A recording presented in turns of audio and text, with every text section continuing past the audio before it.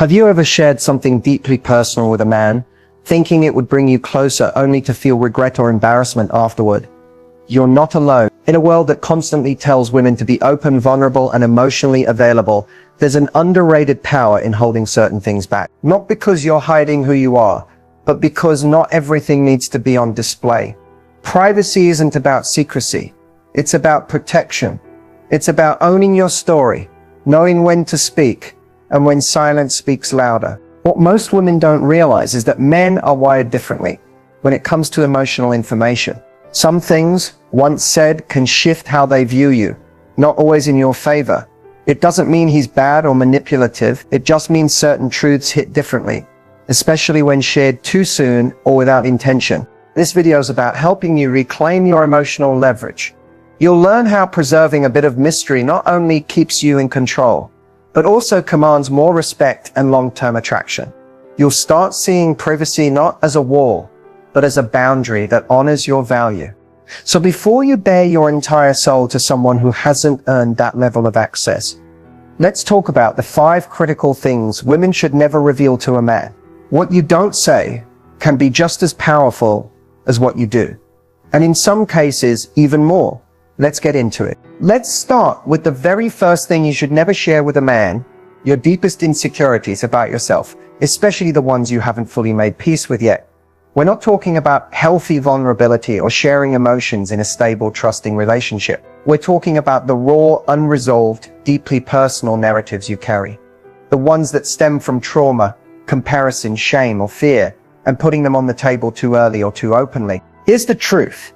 When you give someone the blueprint to your emotional weak spots before you fully process them yourself, you risk 2 things. First, you hand over emotional power without knowing if it will be respected. Second, you unconsciously train that person to see you through your wounds instead of beyond them. Men in particular may not know what to do with that kind of information. While a good man might offer compassion, many, especially early in a relationship, will start to frame you around what you've revealed. You say, "I've always struggled with my body." And even if he never says it out loud, he begins to associate you with insecurity, not confidence. You say, "I have trust issues because my ex cheated." And he may now walk on eggshells, or worse, see an opportunity to manipulate that fear. Oversharing insecurities too soon can also disturb the balance of attraction. Whether we like it or not, people are drawn to confidence. That doesn't mean you need to pretend to be perfect, but it does mean you should lead with wholeness, not open wounds. You might think that sharing everything early on builds connection. It doesn't. It builds dependency, emotional debt, and expectations the other person didn't ask for. And when you open up too fast, you often create an unspoken pressure. Now that I've told you this, you owe me understanding. That's not a fair exchange when trust hasn't been fully earned yet. And let's talk timing.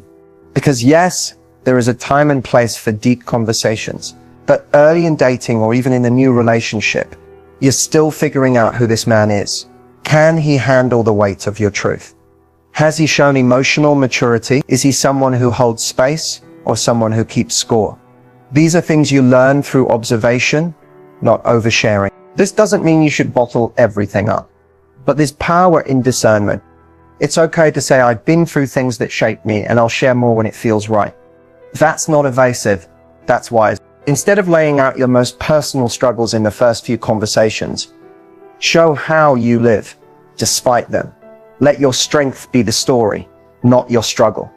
Let him see your resilience, your confidence, your ability to show up and thrive. That's far more magnetic than "here's everything wrong with me, please love me anyway." The right man will respect your boundaries and earn your story piece by piece. And when you do choose to share, it'll be from a place of power, not desperation. Remember this: your insecurity isn't your identity. It's just a chapter in your story, not the whole book. Don't hand over your most delicate pages to someone who hasn't proven they'll read them with care. You don't owe anyone full access to your inner world, just because you feel chemistry or comfort. Save that for the ones who show consistency, not just curiosity, because when you protect your inner world, you keep your self-worth intact. And that's something no man should ever be allowed to dismantle. Let's talk about one of the biggest mistakes women make when they're trying to build trust with a man: oversharing about their past relationships. You might think you're being honest, transparent, and open-hearted when you reveal all the details of what your ex did, how much it hurt, and how you stayed longer than you should have. Maybe you're trying to show him you've learned from your past, or maybe you just want to be understood. But here's the problem. Men aren't interpreting your story the way you think they are. When you talk about your ex, how he cheated, how he lied, how he took advantage of your kindness, you may be trying to communicate your strength or your growth.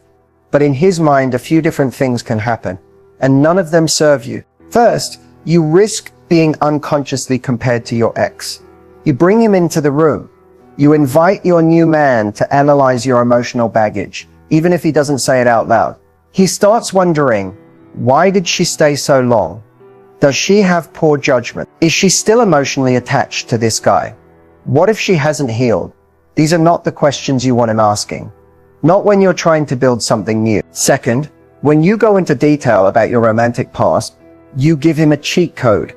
You're showing him exactly what hurt you before, what buttons were pushed, and where your soft spots are. Now, a man with good intentions might tread carefully, but a man with the wrong intentions now knows exactly where the cracks are in your emotional armor.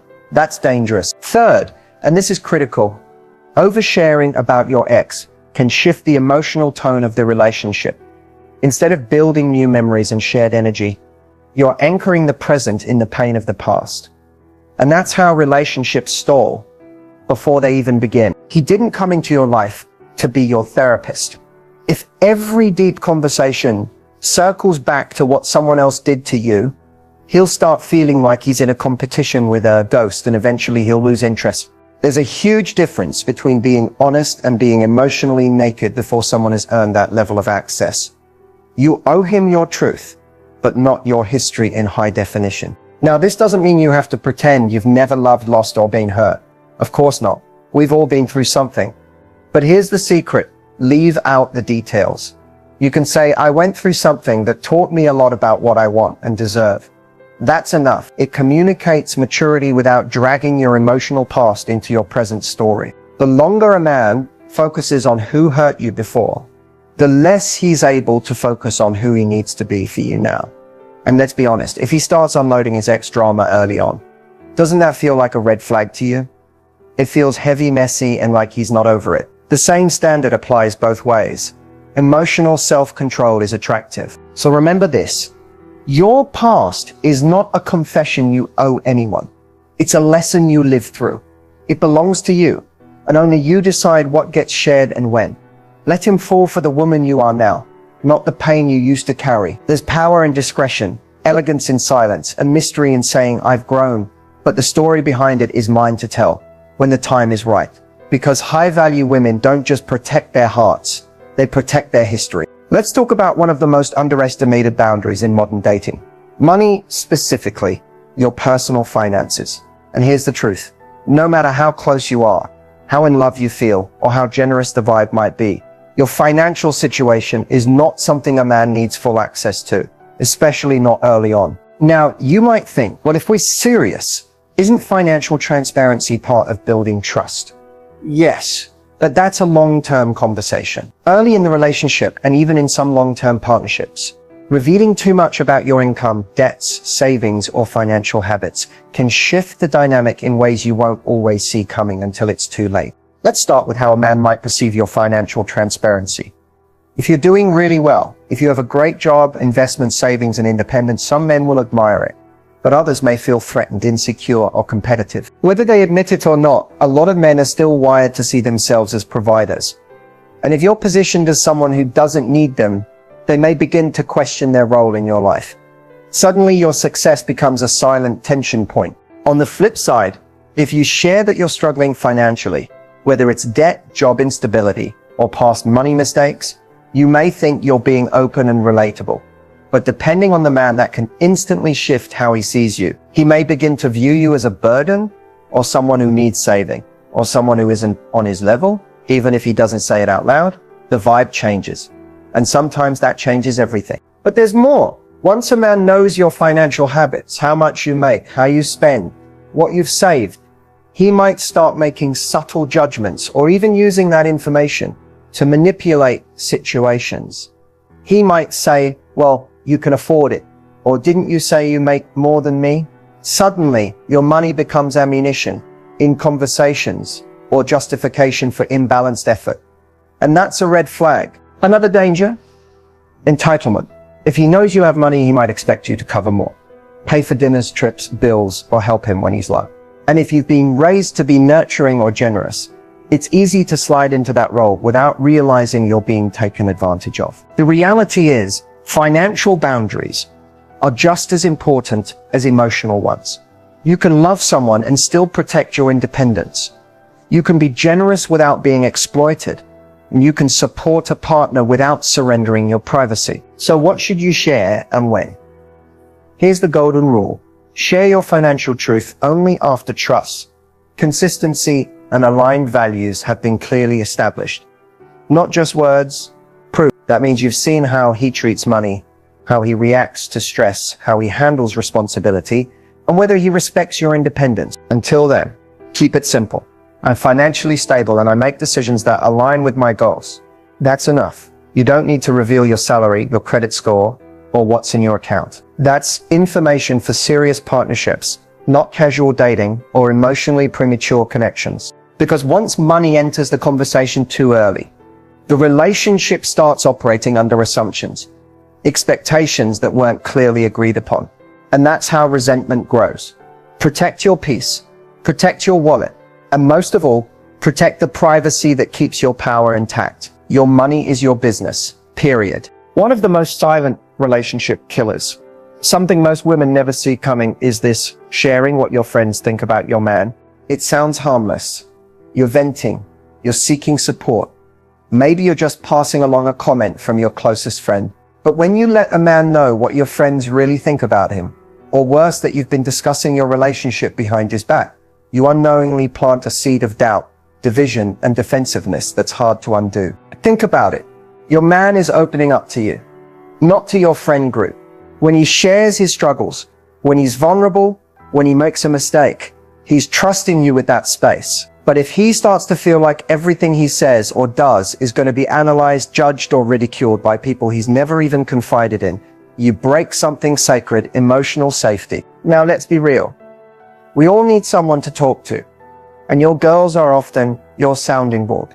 But there's a difference between seeking wisdom and outsourcing your decisions. When every disagreement, every complaint, every flaw he has is being run through the group chat filter, you're not in a relationship with him. You're in a relationship shaped by external opinions, and that's dangerous. Because here's what happens next. Your friends will start forming their own narratives. Maybe they don't like how he talks, or what he does for a living, or the way he handled a disagreement. And the more you vent, the more ammo they collect. So when you're ready to forgive him, they're still holding on to the worst version of him you described and reminding you why you shouldn't. Now you're torn between your heart and their words. Even worse, when you tell him what your friends have said, you put him in a corner. Maybe you think it'll motivate him to do better. Maybe you think it's harmless. But from his perspective, it feels like betrayal. Like he's being judged by people who don't know him. Like his relationship isn't between two people. It's between him and a jury of women he didn't ask to be part of. Men don't forget that kind of exposure. They'll withdraw. They'll get guarded. And sometimes they'll stop showing up emotionally altogether because they no longer trust that their truth is safe with you. Now let's flip the lens. Imagine he was telling his boys everything about you. Every fight, every flaw, every personal detail. And then he told you what they all thought. Would you feel safe? Would you want to open up again? Probably not. Emotional loyalty means knowing what to keep between you and your partner. It means protecting the sacred space of your relationship. Even when you're angry, even when you're unsure, that doesn't mean you suffer in silence or ignore red flags. It means you confide wisely. Choose one trusted, mature voice, not a whole audience, someone who gives grounded advice, not emotional reactions. And most importantly, it means never using your friends' opinions as weapons in an argument. Saying, well, my friends think you're immature, or they all say I can do better, doesn't help you win. It guarantees you both lose. Because even if he forgives you, those words stay burned in his memory. Your relationship is your journey, not a group project. Protect it, respect it. And sometimes the most powerful thing you can do is keep what your friends say exactly where it belongs, in private. Because love can survive many things, but public scrutiny isn't always one of them. Let's get real for a second. Every woman has insecurities. Whether it's your body, your past, your voice, your laugh, your career, your family, there's something that makes you feel less than on certain days. That's human. That's normal. But here's what's not helping you in love. Wearing those insecurities on your sleeve and serving them up to a man as if they define you. We live in a time where vulnerability is praised, and yes, vulnerability can build intimacy. But there's a fine line between being emotionally open and emotionally exposed. Oversharing your insecurities, especially too soon, doesn't make a man feel closer to you. It makes him see you as unsure of your own worth. And that changes the entire emotional tone of how he relates to you. When you say, I know I'm not that pretty, I'm probably too much for you, or you'll probably leave me like everyone else, what you think you're doing is being relatable or self-aware. What you're actually doing is teaching him how to view you. You're writing the script for how he should treat you. You're silently saying, I don't think I'm enough, so you probably shouldn't either. And that energy, it's repellent. Not because your flaws are unlovable, but because your self-perception becomes his first impression. It's hard to admire someone who constantly signals they don't admire themselves. Now here's the kicker. Most men won't tell you that your oversharing is making them pull away. They'll just fade. They'll get quiet. The chemistry will start to feel forced, and you'll wonder what you did wrong, when in reality all you did was open a door that he wasn't ready or able to walk through. Men want to feel like they're building something with you, not constantly trying to lift you out of emotional quicksand. They want a partner, not a project. When you dump all your unprocessed insecurities on him, you're asking him to fix something that only you have the power to heal. And yes, you deserve someone who holds space for you. Someone who sees your softness and loves you through it. But here's the secret. That kind of love starts with you. You have to show up rooted in your own worth, not hoping someone else will water your confidence for you. You don't need to announce your insecurities for them to be valid. You don't need to pre-apologize for existing. You don't need to reveal every doubt in your head just to prove you're real. Being real means owning your presence, not shrinking from it. If something about yourself makes you uncomfortable, you get to work on it privately or share it in pieces with someone who's earned the right to hear it. Because the more emotionally naked you are with someone who hasn't shown depth, safety, or consistency, the more likely you are to feel exposed, misunderstood, or worse, used. So here's what to do instead. Focus on who you're becoming. Lead with the strength you've built through your journey, not the wounds that still ache. Let your energy say, yes, I've struggled. Yes, I've doubted, but I'm still standing. And I know what I bring to the table. Because the most magnetic thing a woman can ever be is secure in her silence, secure in her value, secure in knowing that she is enough without needing constant reassurance. Oversharing doesn't make you lovable. Self-trust does. Let him fall for your light, not the shadows you haven't made peace with yet. You've made it this far for a reason. Maybe part of you already knew that you've been giving too much of yourself away, too soon, too freely, too openly. Not because you're weak, but because you're human.